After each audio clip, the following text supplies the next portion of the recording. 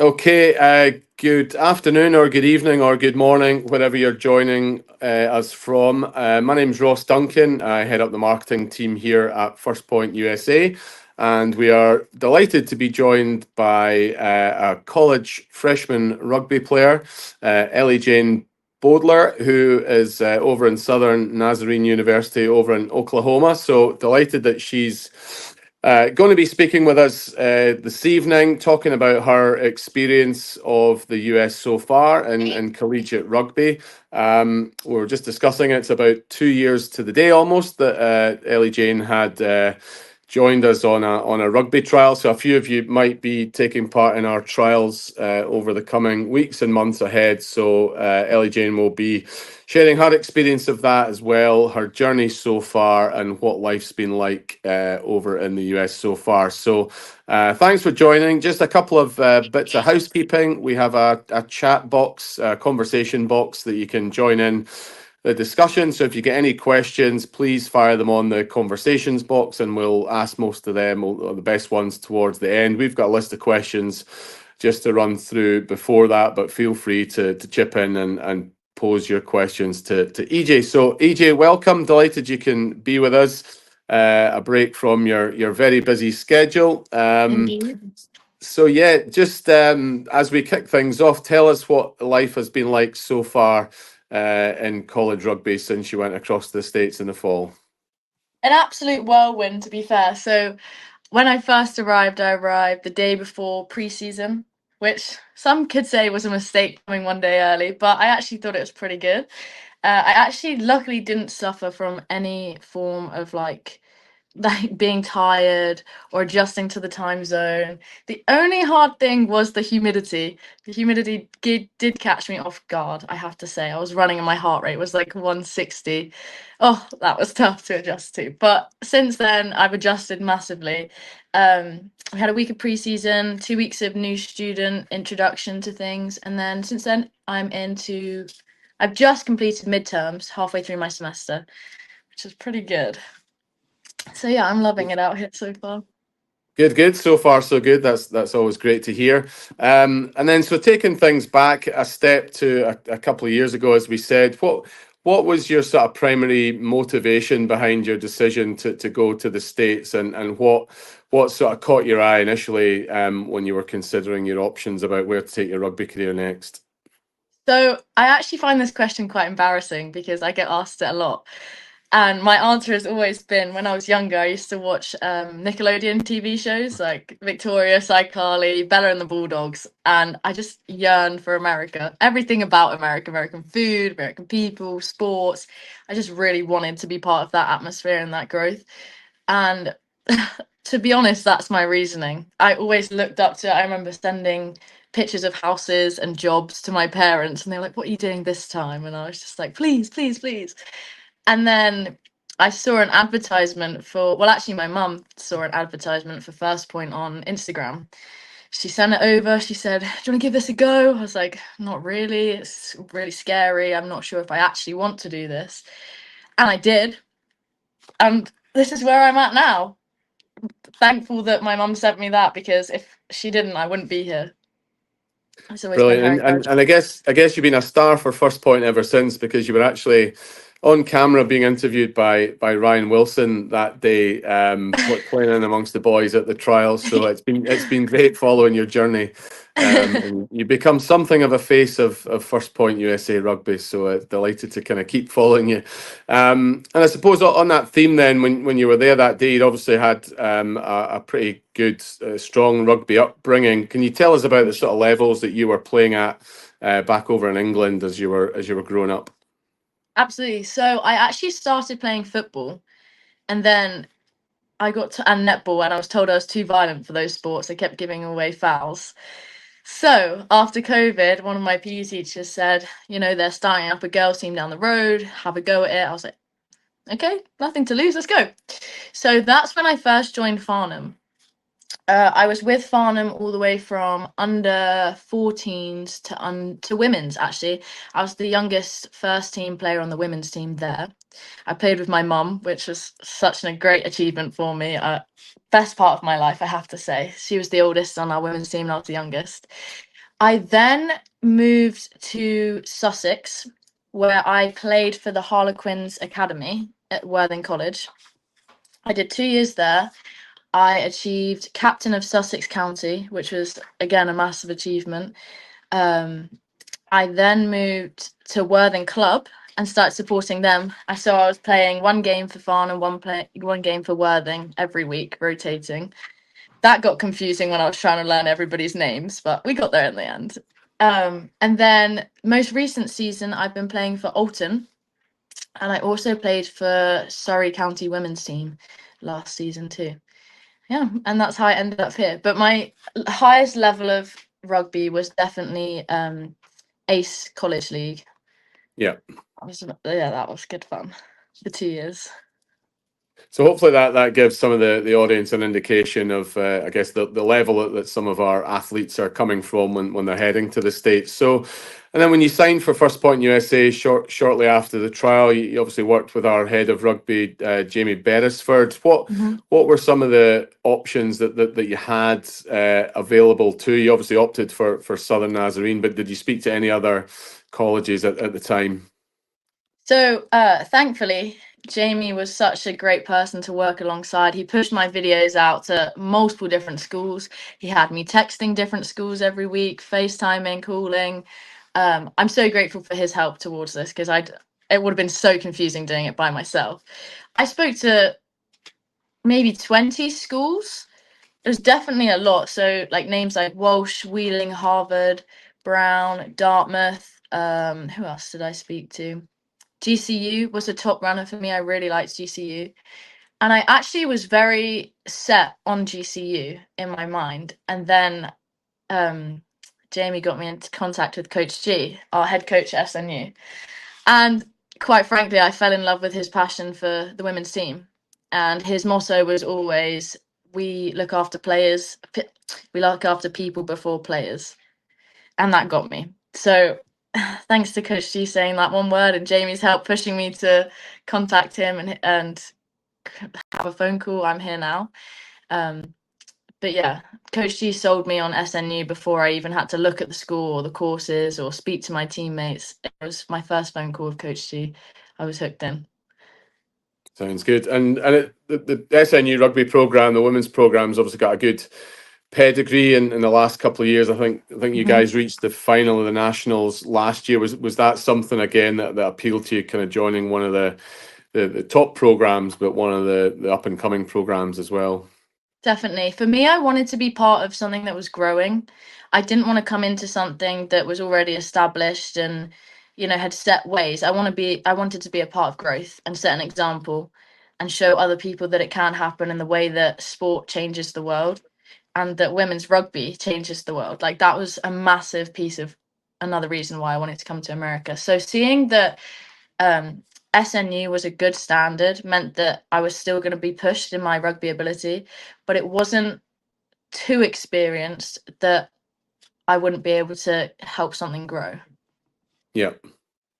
But this year we're coming for that ring in the Coming for that final. national. Sounds good. Yes. And we'll come on to talking about rugby in general in the States, but just again talking about your experience so far. You've obviously, as you said, you've been over there since pre-season. Did it take you long to settle in? Obviously, going from England to the United States is a big jump, and that's something a lot of the people on the call might be kind of worried about, or clearly it's going to be a big factor. What was that kind of big jump for you like in the initial few weeks? So I just went, well, my parents dropped me at Heathrow Airport very early in the morning and waved me goodbye. I was like, no, I don't want to leave. My mum sort of pushed me away. She said, you've got to go. So I hopped on a 13-hour flight. I had a layover in Atlanta. And I arrived in OKC at 11 p.m. that evening, where I was greeted by my two coaches, Coach Willoughby, Coach G, and my roommate, who's actually Scottish and has come through the First Point USA program as well, Jordan. They greeted me at the airport. I was amazed by the accents because this is the first time I've heard an American accent in person. So I was just kind of focused on that first. Out of mere kindness, they took me to get food. They helped me move in at 11 p.m. at night. the night before they meet the rest of the team. So I was extremely grateful for that. I remember my parents thanking them so much over the phone. The next day we had preseason. We got all our tests. So we got tests for concussion, had physicals done, making sure they were healthy and ready and insured to play rugby here in preseason. Yeah, set off early. But like I said before, I didn't feel any kind of effects necessarily other than the humidity. I think it partly was the melatonin I was taking to help me sleep, but I mean, it helped, so that's all I can say. But yeah, no jet lag, straight into preseason. And I wouldn't have changed any part of it, to be fair. Yeah, it was all great. Perfect. Good. So you're now obviously into a bit of a routine then. Can you just walk us through what a typical day in the life, sort of week, starting with a weekday first, what is your sort of your typical 24 hours in your life between studying and training? So at SNU we have, it's slightly different to how other universities have their school days. So on a Monday, Wednesday, and Friday, we have all three days we have the same classes, and then on a Tuesday and a Thursday, I have the same classes as each other. So on a Monday, I would wake up at 7:30, go for breakfast in the calf. My favorite thing is like Philadelphia bagels. Even though there's so many different options, I'm stuck on this at the minute. I'd go to my intro to kinesiology class, and then I'd go to my sociology class. Then I have about a 2-hour break where I can get lunch. I can study in the library. Our library's amazing, by the way. They give us $150 each semester to get Starbucks. Win-win, because that's in the library. And then I go to my health and wellness class. And then I would have another hour or so break, and then we have film reflecting on what we did on the weekend, because quite often game days are Saturdays or Sundays. So we'd have film for an hour and a half talking through what we could have improved, why we did this. The coach's favorite thing to do is ask why. So you could be doing the structure that they've told you to do, but they'd still ask you why, so that they can explore different ways of viewing the game. Which I love. I always have something to say in that. And then we transfer to the gym, where we do an hour in the gym of S&C and strength and explosive work with our S&C coaches, which we have 2 of. They're great. I love them both because they mold the programs to individual players as well as the team. So it's quite hard molding a whole program to 35 different players, backs and forwards, from injury to recovery to just playing the game. They mold it really well for us. I spend a lot of my time with the S&C coaches. And then Good. we would go to dinner, have about 4 meals in the calf because it's a buffet style. Freshman 15 does hit you hard. I've learned that one. So that's basically you either gain or lose 15 pounds as a freshman. And I have gained, but it's okay. I play rugby. And then a Tuesday is a slightly nicer day for me. I wake up at maybe 9:30, and then we're required to get 25 chapel points a semester because our school's Christian. So for example, today I went to chapel, we sat there for an hour and we had a guest speaker talking about his experience with the Lord. And then I went and had breakfast, went to my class, and then now I have 4 hours to do nothing, to do whatever I want. Then we have training, and a Tuesday training day is our speed days. So we get through things quick, we make sure we've covered everything that we spoke about in film, and then we have conditioning at the end of it, because our coaches like to tell us that if we're going to be outskilled, we're not going to be outworked. So they sure push us to our limits. But that's like 2 different days for you in a day in my life. Sounds good. Thanks for that explanation. So are you feeling fitter now than when you arrived then, with all the work that you're doing? 100%. 100%. And especially because we played in Colorado on the weekend. Let me tell you, the altitude is something that's hard to adjust to when you're in the mountains. But I definitely feel that our conditioning has put us in a good place to be able to maintain an 80-minute game.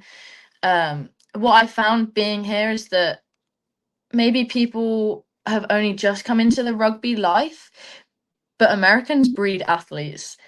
So I could be sat across from somebody who's only played 2 games of rugby, but is just an absolutely insane athlete, and then therefore shines in their team.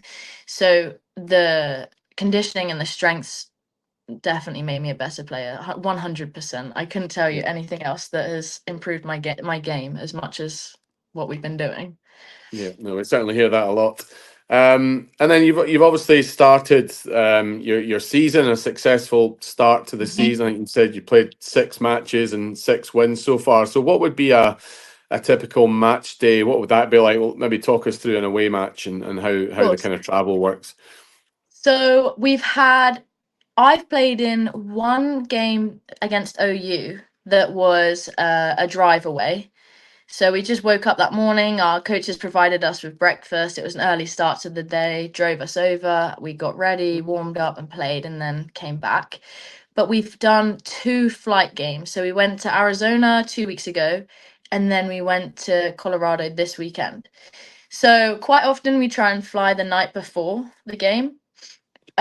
We'll have dinner at the airport. The coaches provide, or lunch because we leave around lunchtime. The coaches provide lunch for us. We get on the plane. They like to tell us to rest whilst we're on the plane because, I mean, what else are you going to do? But also it prepares us for the night ahead and tomorrow, as much rest as possible.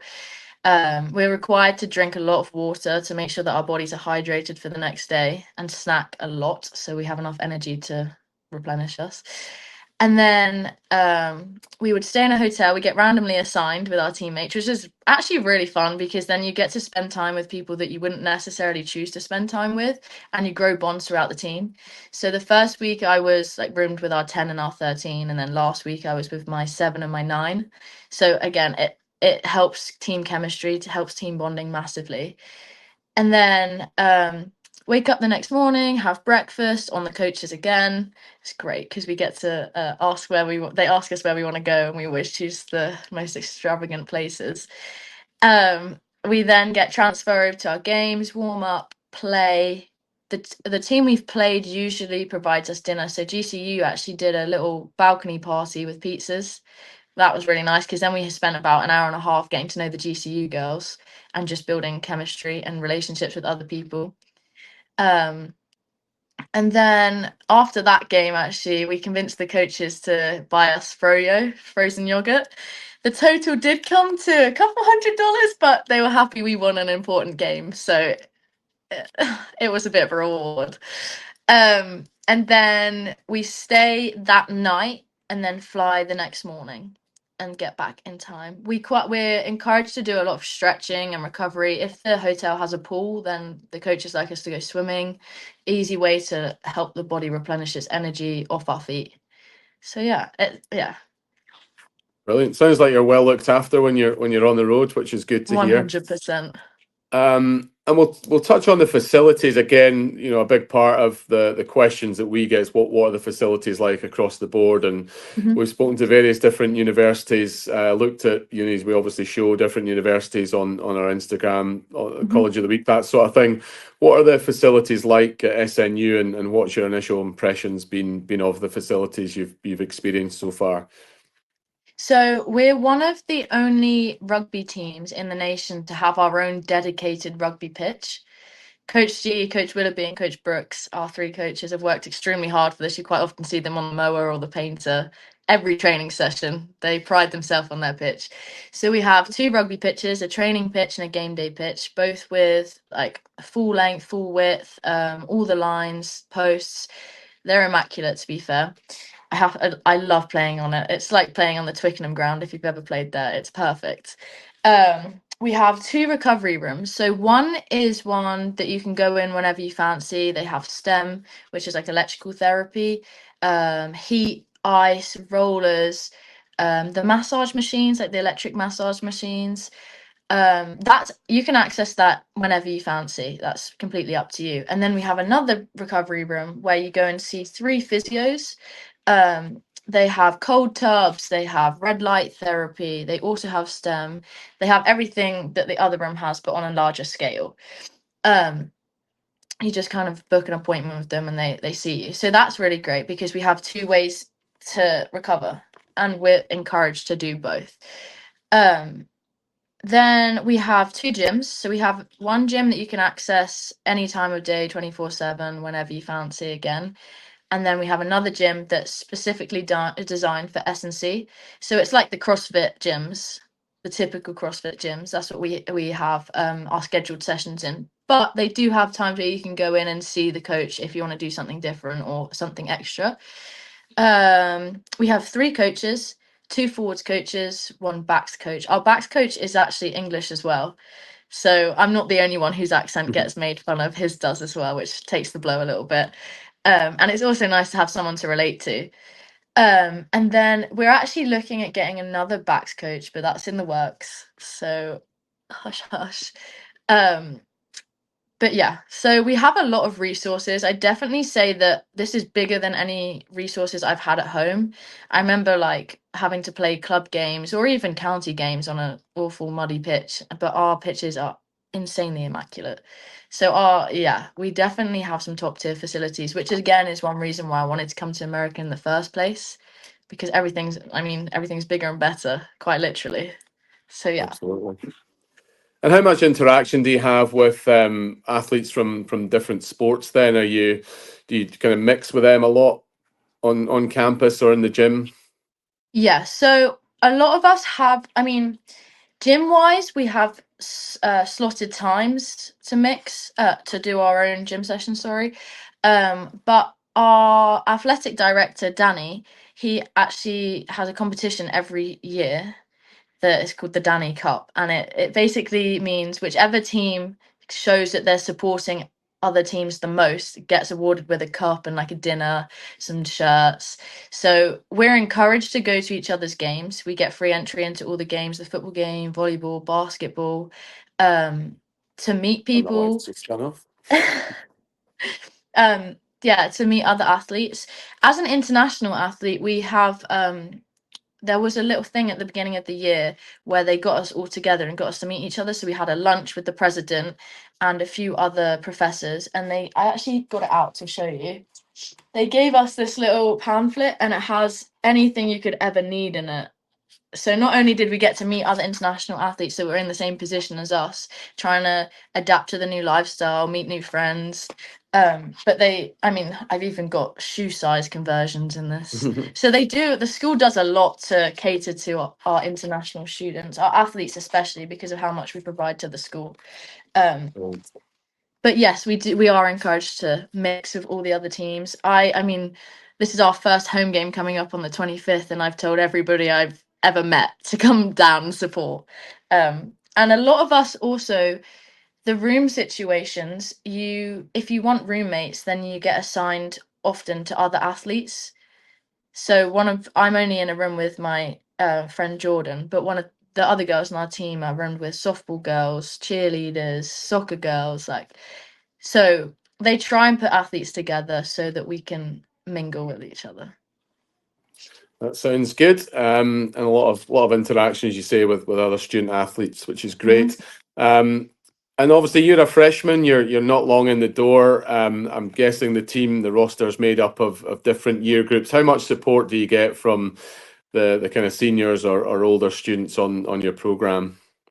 So we have one main captain. She's a grad student, Chloe. She's amazing. I spoke to her before I came out. She was part of the recruiting process for me.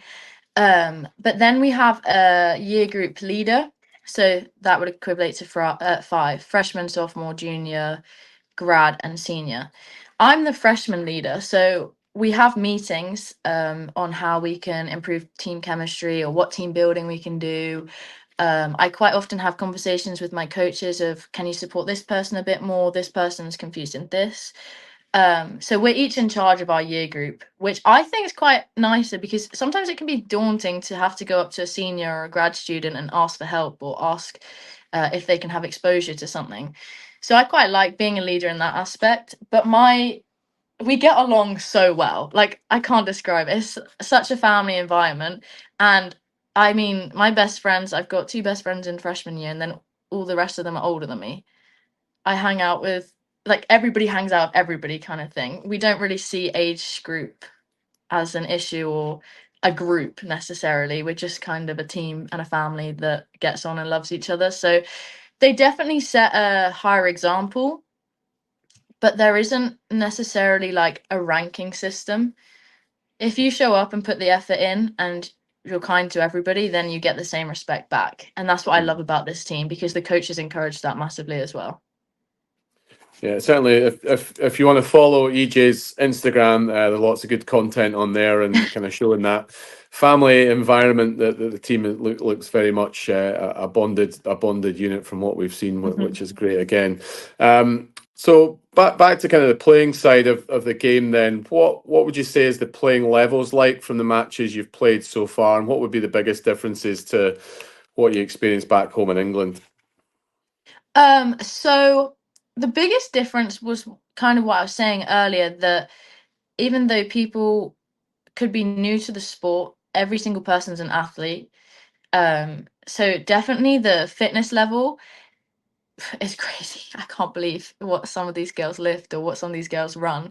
So that's definitely a culture shock. I wasn't expecting to have so many athletes on my team. But I do think it's a good level of rugby. I have to say, for a sport that's so new into the country, it's a good level of rugby. So I would say the equivalent is probably maybe the academy, my Harlequins academy, the last 2 years, if not slightly more. Again, like I said, that's quite big. That's really good for a team that's only been around for 4 years. Like, that's an insane process to already have such a high level of rugby. We hold high standards every training session. Everyone takes accountability.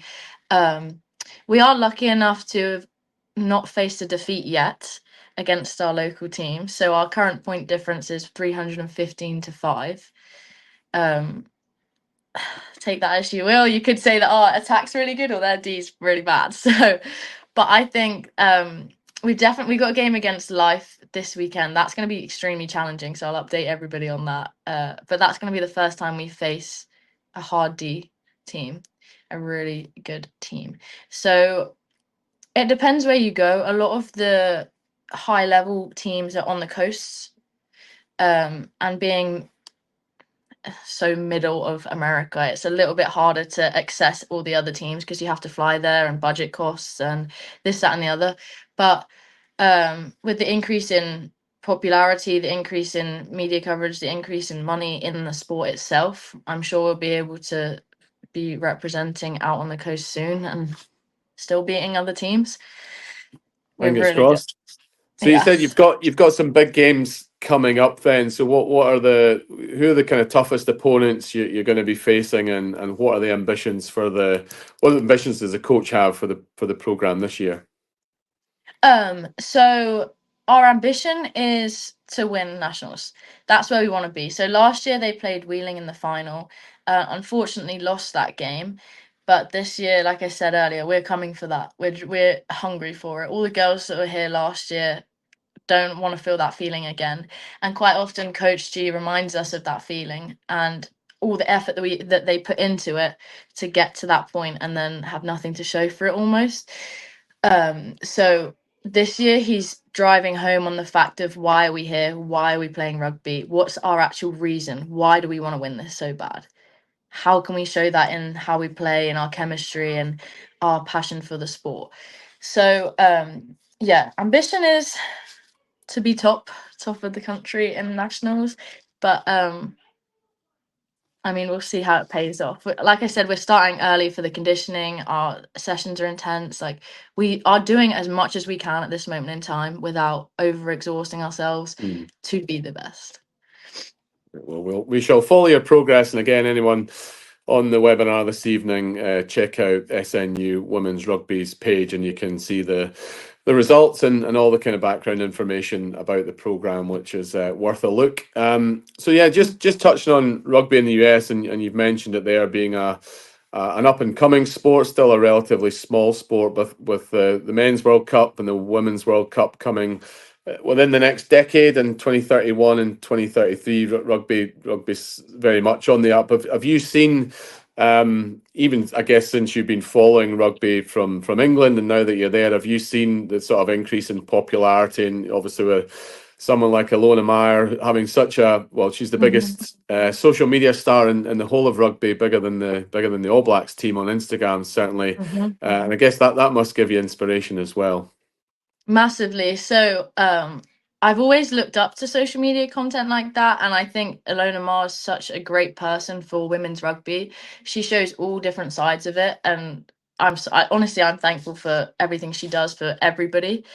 I mean, we've seen the growth in rugby worldwide, I think, this year. Like the last World Cup, there was 42,000 attenders to the games. This year, we've had sellout games, whether that was finals or semi-finals, any games. So worldwide, rugby's increased massively. In America, again, worldwide, but it's part of the worldwide aspect. It's increased massively. My favorite question when we go out places and like airports, for example, they're like, "What sport do you guys play?" Softball, and we get to explain rugby to people. That is my favorite part because you just get to see people's faces be so shocked. If you guys play full contact with no pads, no helmets, no sir, just a gum shield, and people are blown away by it. So getting to explain to just random people what rugby is and growing it through that way is my favorite part. For example, when we flew to Colorado, some guy asked us for a picture because he was so amazed that we were putting a women's rugby team on a plane to go out of state and play.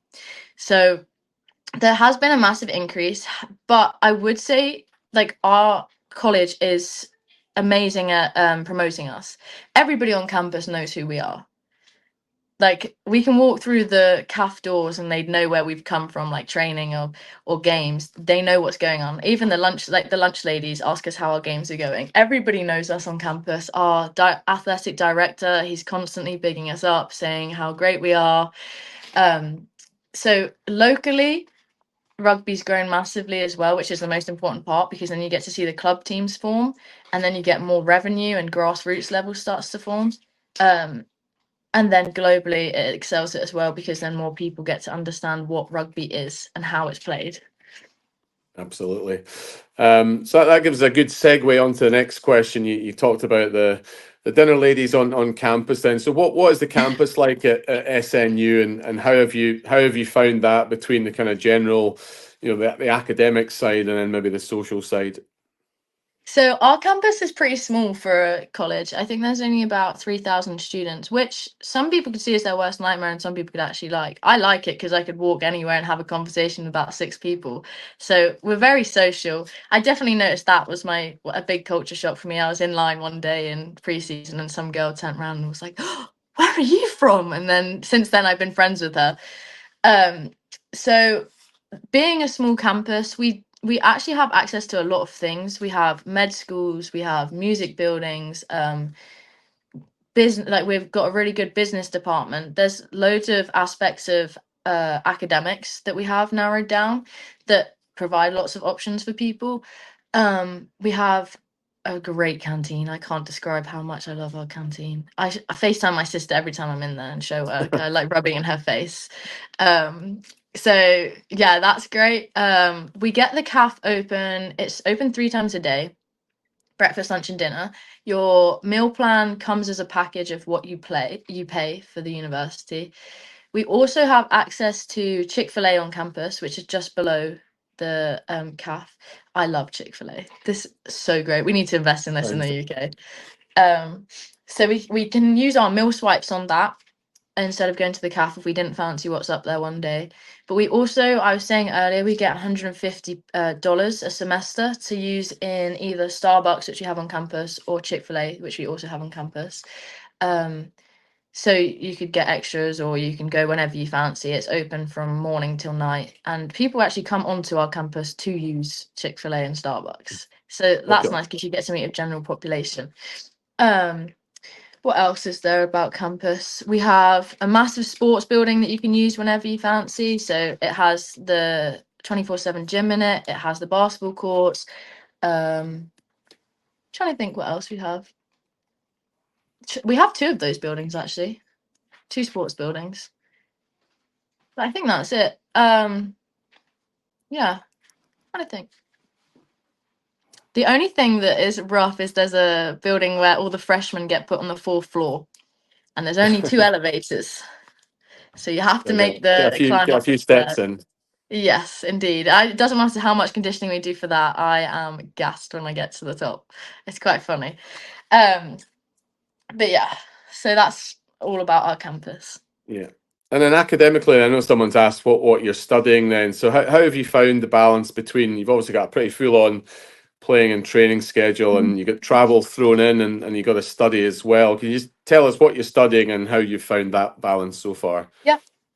So I actually wanted to be a lawyer whilst I was at college in the UK. During my 2 years, I studied law. However, I was told that if I was to study law here, I wouldn't be able to practice at home, so because of the different legal systems, obviously. So that left me No worries. said error. Um, so what I'm studying. So yeah, I was quite confused as to what I wanted to do at that point in time, which is when I did work experience with First Point. I went and filmed some of their videos, made some content that way. Because I was interested in like the digital media business side of sport.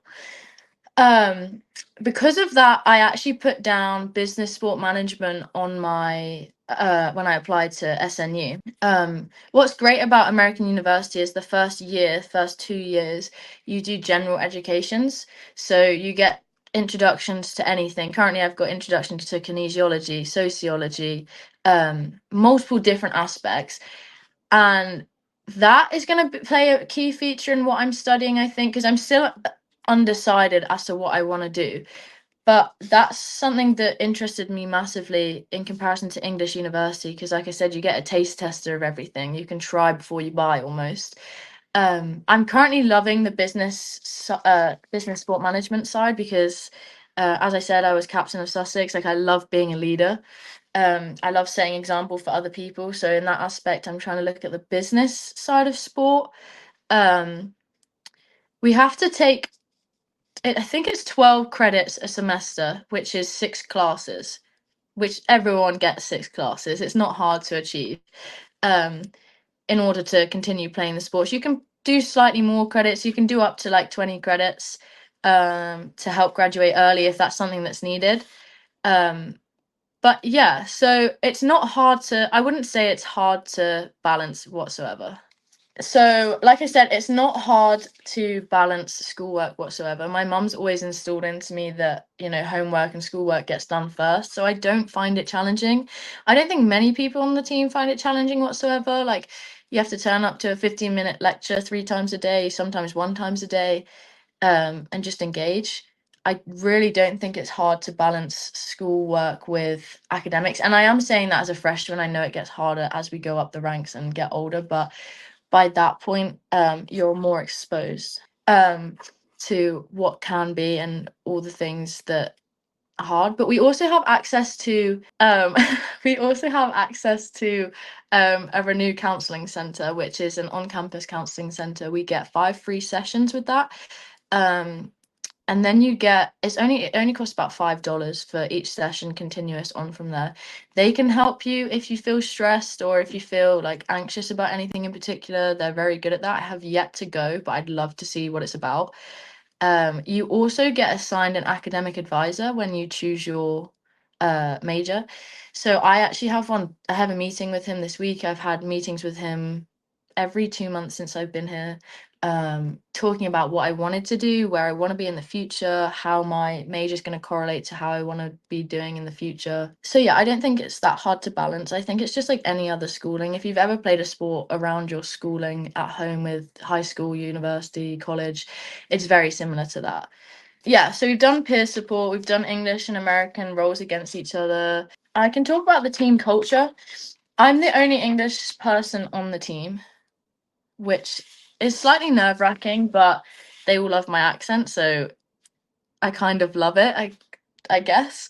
We have 1 Scottish girl, 1 Canadian, 9 Polynesian ladies, and I think that the difference in backgrounds like massively excels how we play as a team, because we get to understand each other's different culture, and the way that we've all been brought up playing rugby is slightly different. And like I said before, like a lot of people are new to rugby, so it gives different exposure levels. Oh, you're back. I'm back. Apologies for that. A few technical No worries. difficulties. No worries. I was just talking about the team culture and the nationality of our team and how we get Perfect. along.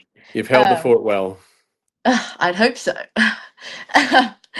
But we all share the same goal. Like, we all want to do well in rugby. We all want to get to a higher point in rugby, which again helps us excel and helps us coach each other.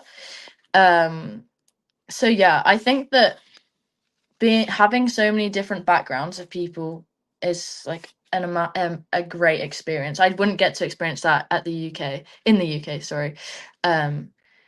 So I'd say that's a positive of coming to America. Like, it's a massive mixing pot of different culture.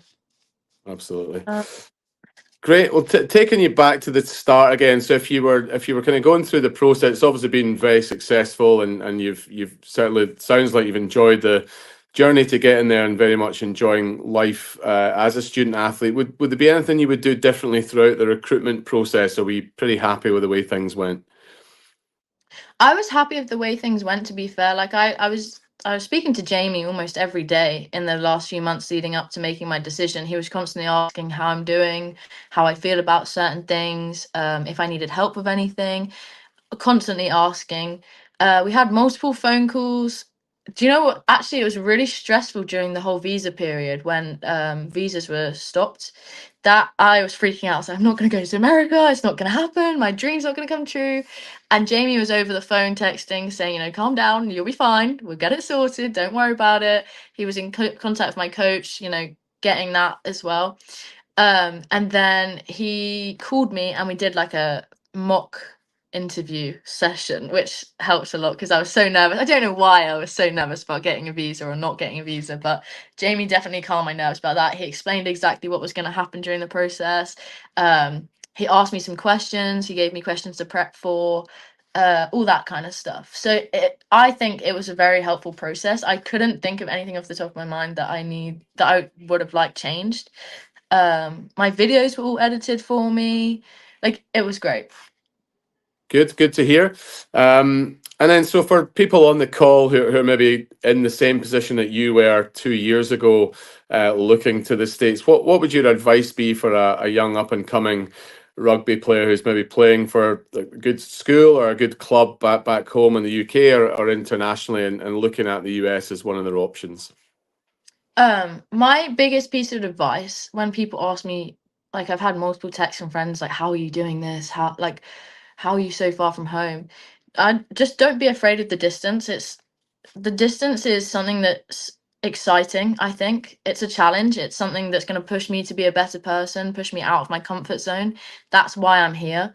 Like I think I said earlier, I did 2 years away from home at the Harlequins Academy, and the next biggest thing for me was going abroad and being so far. I mean, a 6-hour time difference from home and a 13-hour flight is definitely a big push, but I'm thriving. I have to say, like, my mum's on here watching. Sorry, mum, I haven't had any homesickness. I don't know if that's exciting or not, but I think just don't be afraid, because if you give your 100% to anything, you're going to get 100% back. And that's the hardest thing to learn. Like, that challenge is good and comfort isn't necessarily the best way to go about things. Just take that leap of faith, try something different, set an example for other people, show people that it's you can do it. Like, a lot of people like that I'm representing as female athletes, female rugby players of all athletes, and we need to show people that this is how we work. Like, we can be the next great thing, like a Lona Mar. Like, we can be that person that sets example and shows others how to do things, and that we're good leaders, and that we're good players, and that people should invest time, money, and effort into women's rugby because it's the biggest growing sport. Like, I'm so passionate about it. I think, just honestly, give something new a try something different. You get so many experiences and so many lessons learned from this process that you just wouldn't get if you stayed at home. That's great advice, and I'm sure you'll inspire many others to follow in your footsteps. People that are thinking about taking that leap of faith, as you say. And I think with rugby over in the States only going to get bigger, there's going to be more and more opportunities. So hopefully that's going to open up some doors for other younger players coming through. And final question for me then, before we kind of go across to the audience questions. Social media, as you said, is a big thing for you, and you've been doing some great content for us. you've got NIL, name, image, likeness across in the States. You know, do you think that's an important aspect and an enjoyable aspect to being a student athlete, and again, opening up doors for you in the future? So yeah, so NIL, for people that don't know, is exactly what Ross just said. It's not a name, image, likeness. So you have to provide like any TikTok video, any video. It's like the people you see on TikTok, doing brand advertisements, that kind of thing, just showing and exposing new ways of life, like what I'm doing in America. I think it's massively important because not only does it grow the sport, grow the college, grow the person as an athlete, it also provides funding.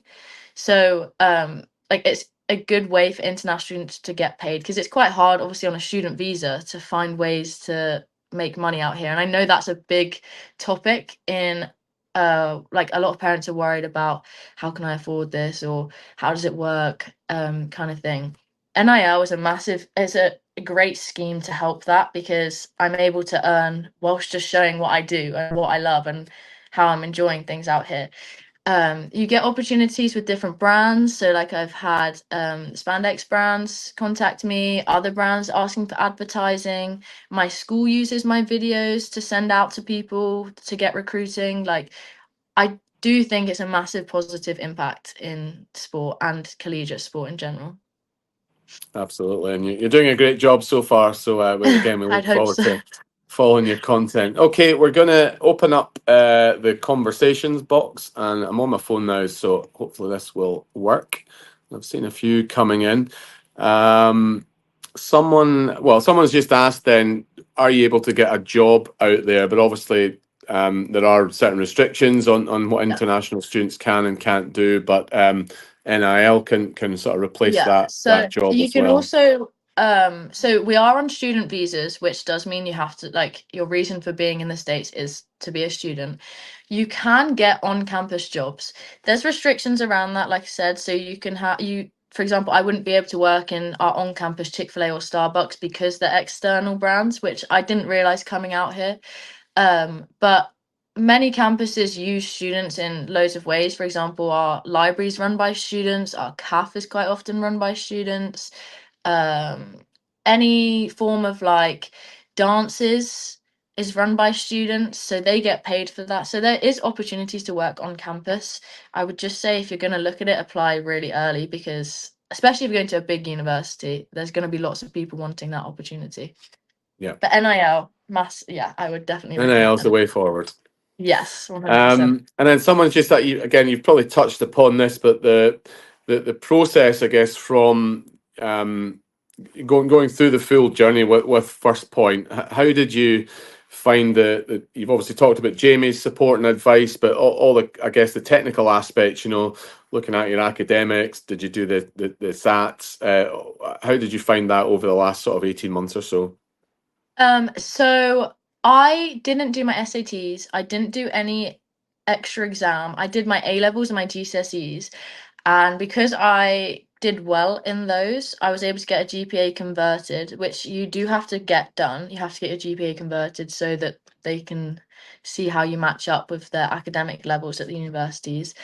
That's the only thing, though. I know a lot of people, or a lot of the Ivy League schools, require you to do SATs and external exam, like extra exams. But nobody at my university that's international has had to do one of those. But Gemma actually, well, Gemma, who works for First Point, was my first point of contact when I joined the system, and she was helping me through this process. She was saying to me, if I wanted to take SATs, like, this is how I could go about it. This is how I could study for them. I don't need to. She helped me convert my GPA, provide all the information for that, the papers, all that sort of stuff. So she supported me massively in that aspect. Yeah. Yeah, and that's certainly something we pride ourselves on, and obviously some universities require it, and some don't. So if you are in the process, we can advise on certain universities that you're speaking to and to what their SAT requirements would be. Final question, I think, from the audience. Let's get this up. In the tryouts, what are they looking for? Will it be position-based rugby or position-specific, or just looking at your overall game? I guess as someone who's been at the trial and done it, what was your experience of the First Point trial at Saracens? So, my trial, there was, if I can remember correctly, it was 2 years ago, so like it's probably changed from then. But there was 5 girls and 45 boys. We did fitness like drills. I remember bear crawling to the halfway line and back. I almost cried. It was almost awful. My muscles were burning, but I got that like endurance high afterwards, so I felt good going on to the rest of the trial. We did passing drills, structure, um, everything we could do without contact.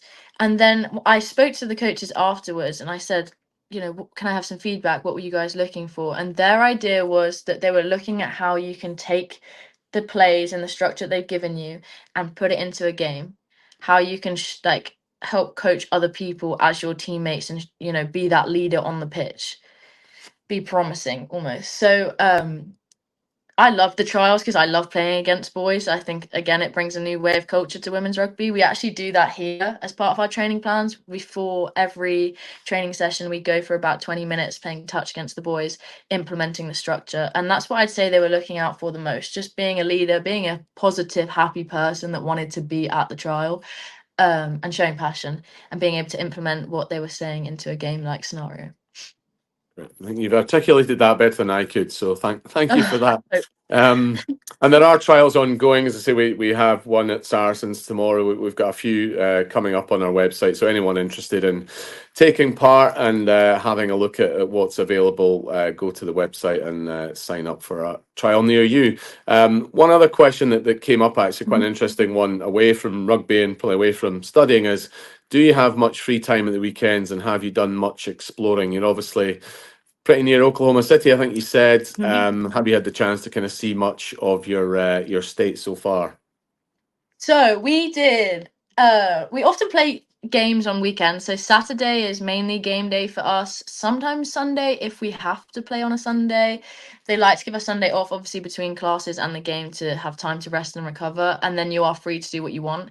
If we don't have games on Saturday, we quite often have an early morning like game replacement style fitness. And then you have the rest of the day to yourself. We've just had full break where we had 3 days off to do whatever we wanted. We have Thanksgiving break off where we have 3 days off to do whatever we want. I think like I would like to do more exploring. I haven't done much yet, but that comes along with being a freshman and finding my feet still. I don't have a car, so again, finding somebody that wants to explore with me. We are close to OKC, which means we have access to any city-like thing we wanted to do. So there's go-karting nearby, there's cinemas nearby, like there's good experience fun centers nearby, there's loads of food options. That's quite often where I spend my time, trying all the new food and the drive-throughs. But I'd like to explore more. I haven't done much yet. During my first week at SNU, we did new student interactions, and we did like dances in different places. They showed us around a little bit. I have maps of the city. So no, I haven't had a lot of it like traveling, but we do get quite a lot of free time off. But you also have to remember that you're here to be a student athlete, and that's going to take up time anyway. So yeah, it depends which way you look at it. Absolutely. We do a lot of traveling though. Our boys team went to New York to play I think they went to play the Army, and they got to explore New York City with the coaches. We were back, all the girls back home, Very jealous. jealous. Can imagine. So we do traveling like that. Yeah. I guess you've got another 3.5 years or so to explore the rest of the country. So hopefully you'll get around various cities and states on your away matches, and hopefully some national championships in the future. Yes. So final question from me then, and I'll throw this one in because we didn't put this on your list. What is your ambition then in rugby? Do you see yourself maybe leading out England in the World Cup in 2033 in the States then, or covering up from the media side? Wouldn't that be the dream? Absolutely. I'd love to be able to achieve something like that, to represent my country in a country that means so much to me here. That would be the dream. I know it's hard to get there, but not everyone gets there, and it takes hard work, and it takes to do the extra thing every day, to always be better than somebody else, and making sacrifices in your life to get better. The dream would be to represent England, but I'm also looking at going into the English Army after this and representing our army. I grew up in a very in a police and army household, which is something that I wear on my shoulder all the time. I love to boast about like that. It's made me who I am today. It's given me my morals, and that's something that I want to implement into my future as well. So yeah, representing England and playing for the English Army would be my top 2 goals. Brilliant. Great way to sign off. Hopefully that's answered everybody's questions. In case you missed any of it, we will share the recording of the webinar over the next few days in an email with you, and we'll put some other information on that, future trial dates and that sort of thing.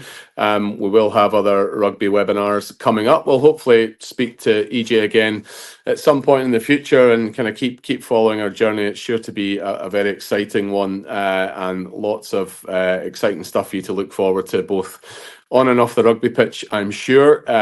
We shall maybe share your Instagram channel as well, and so you can get a few more people having a look at what student life is all about. I think tonight, certainly for me, it's given us a really great insight into what life is like as a student athlete, not only as a rugby player, but as a freshman going from England to play sport in the States. So it's been really, really interesting and insightful listening to you, and you did very, very well to hold the fort while my camera played up. So appreciate that as well. So yeah, EJ, great to have you on. Been a great guest. Thank you very much for joining us this evening. Thanks to everybody for attending. Hopefully you've all found it very interesting. Please feel free to get in touch with the team at First Point. Jamie Beresford is our head of rugby. Jamie can help you on your college rugby journey. So yeah, thanks again, and we'll hopefully see you on a future webinar. Thank you. Thank you.